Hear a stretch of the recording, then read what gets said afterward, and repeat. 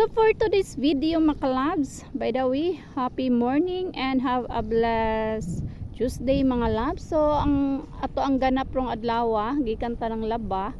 Uban ta diri kay Papang, kay magbuhat si Papang og saburan namo para diri sa lining area RC160. So una niyang gibuhat mga kalabs bago mi magbuhat og saburan is nag-spray siya og para kuhol. So update ta mo, grabe kadaghan jud sa kuhol mga kalabs, kay nagdiri naman si Papang.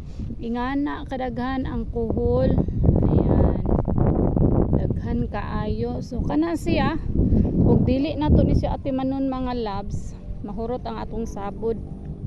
So nara ginadiri naman ni maho bigyan ni siya mga labs, no, kay buhi biya ni sila nga nangamatay.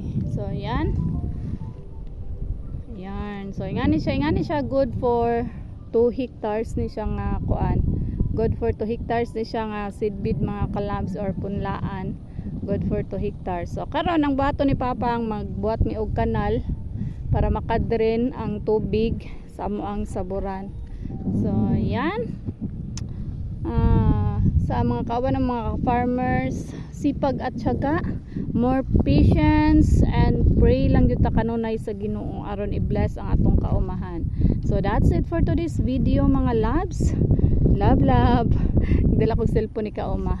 So yan, nangyari mango dito nagkuan pod, banat na gyud ta mga labs, nag grass cutter pod siya dito. So diri nahuman naghinlo sa Papang dari dapit.